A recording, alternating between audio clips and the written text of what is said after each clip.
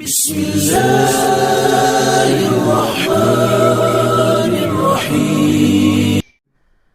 اعوذ باللہ من الشیطان الرجیم. بسم اللہ الرحمن الرحیم.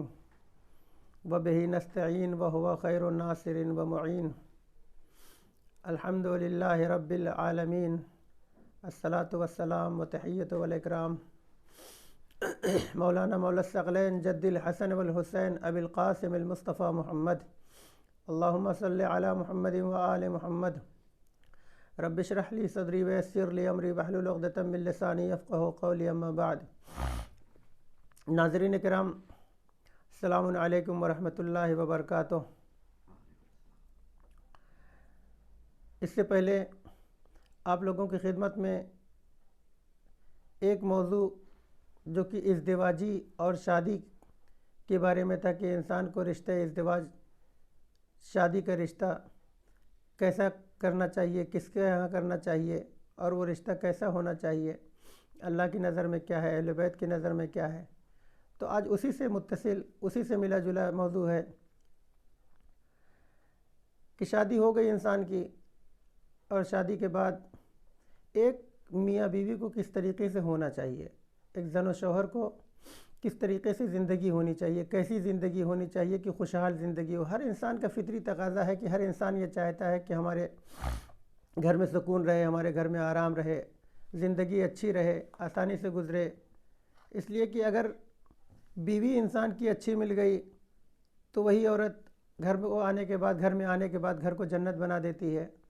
اور خدا نہ کردہ اگر بیوی خراب مل گئی تو وہی گھر کو جو ہے جہنم بنا دیتی ہے. لہذا دعا کرنی چاہیے کہ اللہ ہمارا کفو ہم سفر اچھا عطا کرے، ایسا عطا کرے کہ زندگی اچھی گزرے، زندگی کی آرام و سکون باقی رہے.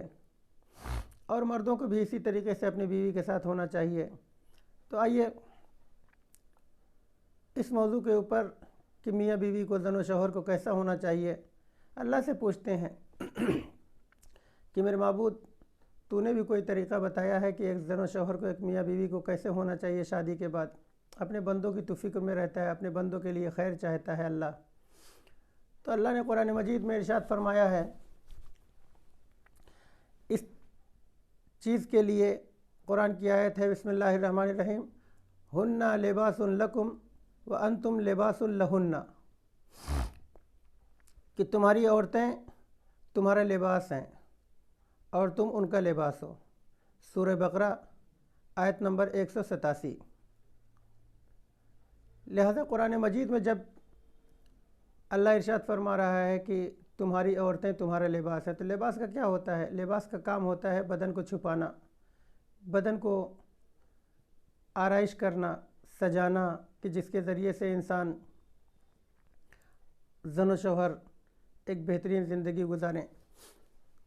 تو اس کے بارے میں تفسیر نور میں آغا قراتی، اللہ سلامت رکھے، بہترین مفسر قرآن ایران کے، کہ انہوں نے اپنی تفسیر میں بیان کیا ہے. تفسیر نور میں ارشاد فرمایا ہے کہ اب سوال کیا ہوتا ہے؟ سوال یہ ہوتا ہے کہ میاں بیوی کو ایک دوسرے کے لباس سے کس لیے تشبیہ دی گئی ہے کہ بیوی تمہارا لباس ہے اور تم جو ہے اپنی بیوی کا لباس ہو. تو کیوں ایسا جو ہے مشابہت دی گئی، کیوں ایسا نام دیا گیا ہے کہ ایک دوسرے کے لباس ہیں؟ سوال تو ہے ہی، ظاہر سی بات ہے. تو اب اس کے جواب کے لیے یہ ہے کہ جواب اس طریقے سے ہے کہ اس تشبیہ میں بہت اچھے نکات بیان کیے گئے ہیں کہ کیوں کہا گیا ہے کہ تمہاری عورتیں تمہارا لباس ہیں، تم اپنے عورتوں کا لباس ہو. ضروری ہے. تو اب آئیے اس میں جو نکات، جو چیزیں بیان کی گئی ہیں، ان کو ہم آپ لوگوں کے سامنے بیان کرتے ہیں، جو کہ خود مفسر قرآن آغا قراتی نے، استاد قراتی نے بیان کیا ہے تفسیر نور میں. پہلی چیز کون سا نقطہ ہے، کون سی چیز ہے کہ کیوں ایسا کہا گیا ہے، کیوں شبیہ دی گئی، کیوں مشابہت دی گئی ہے، کیوں اس طریقے سے کہا گیا ہے. تو ضروری ہے ایک، لباس کا سائز، رنگ اور اس کا میٹیریل انسان کے لیے مناسب ہو. اس نکات کو سمجھیے گا، تھوڑا سا دھیان دیجیے گا، تھوڑا غور کریے گا تو بات سمجھ میں آ جائے گی. کہ ضروری ہے کہ لباس کا سائز، انسان جاتا ہے بازار میں تو دیکھتا ہے کہ سائز ہمارے بدن کا ہو.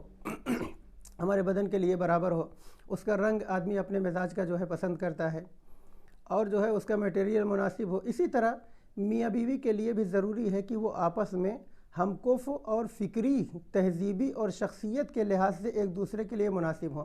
जिस तरीके से एक लिबास बदन को ढकने और छुपाने के लिए इंसान रंग देखता है, उसका देखता है, मटेरियल देखता है कि कौन से धागे से बना है, किस तरीके से बना है, और जो है रंग कैसा होना चाहिए, कपड़ा क्या है, तो उसी तरीके से मियाँ बीवी को भी जो है हमकोफ होना चाहिए फ़िक्री लिहाज से, कि हमारा आदमी शौहर ये देखे कि हमारी बीवी क्या चाहती है, और औरत ये सोचे कि हमारा शौहर का क्या मिजाज है। धीरे धीरे आहिस्ता आहिस्ता हम फ़िक्र हो जाना चाहिए, फ़िक्री लिहाज से एक हो जाएं, तो कभी ना इख्तलाफ होगा, ना बुराइयां होंगी, ना झगड़े होंगे। 2, लिबास इंसान की ज़ीनत और आराम और सुकून का बायस बनता है।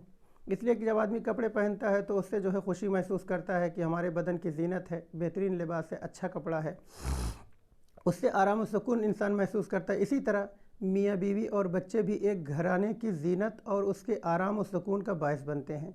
जिस तरीके से लिबास, कपड़ा आराम और सुकून का सबब बनता है, ज़ीनत का सबब बनता है, उसी तरीके से पूरे घराने के लिए मियाँ बीवी और बच्चे भी ज़ीनत का सबब बनते हैं, सजावट का सबब बनते हैं। अगर हमारी बीवी और बच्चे अच्छे हैं, शौहर, किसी औरत का शौहर अच्छा है, तो लोग कहेंगे कि देखो इनके घराने की जो है बहू कितनी अच्छी है, बच्चे कितने अच्छे हैं, उसका शौहर कितना अच्छा है। लिहाजा जब लोग इस तरीके से यानी खुदा के नज़दीक हम नज़दीक हो रहे हैं, अल्लाह भी खुश है, अल्लाह भी चाहता है कि ऐसे ही होना चाहिए। 3, लिबास इंसान के अयूब को ढांकता है, लिबास इंसान के ऐब को जो है छुपाता है। अब बदन पे हमारे कोई अगर ऐब है, खुदा न करदा कोई दाग है, अब कपड़ा पहने हैं तो कपड़ा जो है उस चीज़ को छुपा लेता है, ढांक देता है आदमी को, वो ऐब ज़ाहिर नहीं होता कपड़े की वजह से। इसी तरह ज़रूरी है कि मियाँ बीवी भी एक दूसरे के अयूब और उनमें पाई जाने वाली कमियों और कमज़ोरियों को छुपाएं। अब पता चला कि शौहर के अंदर अगर कोई कमी पा जा रही है तो बीवी को ज़रूरी है कि बीवी अपने शौहर की जो है कमियों के ऊपर पर्दा डाले, छुपाए, ना कि मसलन उसको आया करे। यानी अगर आया करेगी वो औरत अपने शौहर के, तो अपने शौहर की बेइज्जती नहीं है, बल्कि वो ख़ुद अपनी बेइज्जती कर रही है, अपनी जो है बेइज्जती कर रही है, अपनी बेहुरमती कर रही है। कि शौहर की बेइज्जती अपनी बेइज्जती है, बीवी की बेइज्जती, बीवी की बेइज्जती शौहर की बेइज्जती है। लिहाजा हर बीवी को ये सोचना चाहिए, हर औरतों को ये सोचना चाहिए कि हम अगर अपने शौहर को हम अपना ग़ुलाम बना के रखेंगे तो कभी उसकी तारीफ़ नहीं होगी, बल्कि यही कहा जाएगा उसको, अगर ये सोच ले कि हम एक ग़ुलाम की बीवी कही जाएगी, हम एक ग़ुलाम की बीवी हैं, तो क्या कोई औरत पसंद करेगी कि पसंद कि हम अपने शौहर को इस तरीके से सताएं, परेशान करें? या कोई शौहर ये चाहेगा कि हम अपनी बीवी को इस तरीके से अपने उसको सताएं, परेशान करें? तो लिहाजा लिबास है एक दूसरे के लिए, औरत तुम्हारी, औरत तुम्हारा लिबास है, अल्लाह कह रहा है, और तुम उसका लिबास हो। 4, लिबास इंसान को सर्दी और गर्मी से महफूज रखता है। इसी तरह बीवी की मौजूदगी घर के मरकज़ को तरोताज़ा, ज़िंदगी को सर्द होने से बचाए रखती है। लिहाजा इसलिए कि जिस तरीके से लिबास इंसान को सर्दी और गर्मी से महफूज रखता है, उसी तरीके से अगर बीवी अच्छी है, अगर शौहर अच्छा है, तो ज़िंदगी और घर के माहौल भी उसी तरीके से तरोताज़ा और अच्छा बना रहता है, खुशगवार माहौल बन जाता है। 5, लिबास का ना होना रुसवाई का बायस बनता है। अभी अगर लिबास ना हो, फटे पुराने हों, अगर समाज में निकल रहे हैं, लोगों के यहाँ जा रहे हैं, तो लोग बड़ी हक़ारत की नज़र से देखेंगे, गिरी हुई निगाह से देखेंगे कि इसके पास देखो तमीज़ नहीं है, इसके पास कपड़ा नहीं है, इसके पास रहने का ढंग नहीं है, इसके पास पहनने का ढंग नहीं है। लिहाजा लोग जो है बेइज्जती करेंगे, बेइज्जत करेंगे, और जो है रुसवाई की नज़र से देखेंगे। इसी तरह बहुत से लड़के ये सोचते हैं कि नहीं, हमको तो ज़िंदगी ऐसी गुजारनी है, शादी नहीं करेंगे। जैसे बहुत से लोग इस तरीके से शादी के लिए कहोगे ना जनाब हम शादी ना करेंगे, तो हम शादी नहीं करेंगे का मतलब ये नहीं कि शादी नहीं करना, तो शादी ना करने का मतलब ये है कि लिबास का ना होना रुसवाई का बायस बनता है। इसी तरह शादी का न करना इन्हिराफ के मौक़े फ़राहम करता है कि इंसान गलत रास्ते की तरफ कदम बढ़ाएगा। जब शादी नहीं करेगा तो इंसान गुनाहों की तरफ बढ़ेगा, शादी नहीं करेगा तो इंसान का दिल माइल होगा नामहरम की तरफ निगाह करने के लिए। लिहाजा इसीलिए कुरान मजीद में अल्लाह ने कहा कि तुम्हारी औरतें तुम्हारे लिए लिबास हैं, तुम उनके लिए लिबास हो। तो अब आइए, सर्दियों में मोटे और गर्मियों में पतले कपड़े इस्तेमाल किए जाते हैं। इसी तरह ज़रूरी है कि मियाँ बीवी में से ہر ایک اپنے اخلاق اور کردار کو دوسروں کے احساسات اور مزاج کے مطابق ڈھالے کہ ہمارا شوہر کیا چاہ رہا ہے۔ شوہر سوچے کہ ہماری بیوی کی کیا مرضی ہے، وہ کیا چاہ رہی ہے۔ جب ایک دوسرے کے مزاج میں ڈھال لیں گے تو انشاءاللہ کبھی بھی جو ہے بے عزتی نہیں ہوگی اور کبھی جو ہے کوئی رسوائی نہیں ہوگی۔ جس طریقے سے سردیوں میں موٹے اور گرمیوں میں پتلے کپڑے استعمال کیے جاتے ہیں، اسی طرح ضروری ہے کہ میاں بیوی میں سے ہر ایک اپنے اخلاق اور کردار کو ایک دوسرے کے احساسات کا جو ہے احترام کرے، مزاج کے مطابق ڈھالے۔ مثلا اگر شوہر غصے میں ہے تو بیوی نرمی کے ساتھ پیش آئے۔ سمجھ میں آ گیا، پتہ چلا کہ اگر ہمارا میاں غصے میں ہے، ابھی کہیں سے تھکا ہارا آیا ہے، کام پر سے آیا ہے، تو اس وقت اگر غصہ ہے تو ہر بیوی کو چاہیے، ہر عورت کو چاہیے کہ اس وقت خوش مزاجی کے ساتھ اپنے شوہر کا جو ہے استقبال کرے، اس کو لیے پانی کا انتظام کرے، اس کے لیے کھانے کا انتظام کرے۔ ایک مرتبہ انسان کتنا ہی تھک کے آیا ہو باہر سے، اگر بیوی عورت گھر کی اس طریقے سے اگر گھر میں ہے، مسکرا کے ایک مرتبہ بول دے گی، آدمیوں کی مردوں کی کتنی مشکلات جو ہے ختم ہو جاتی ہیں۔ وہ بھول جاتا ہے کہ ہمارے اوپر کیا پریشانی ہوئی ہے، ہم کتنا پریشان ہو کے آئے ہیں، ہم کتنا تھک کے آئے ہیں۔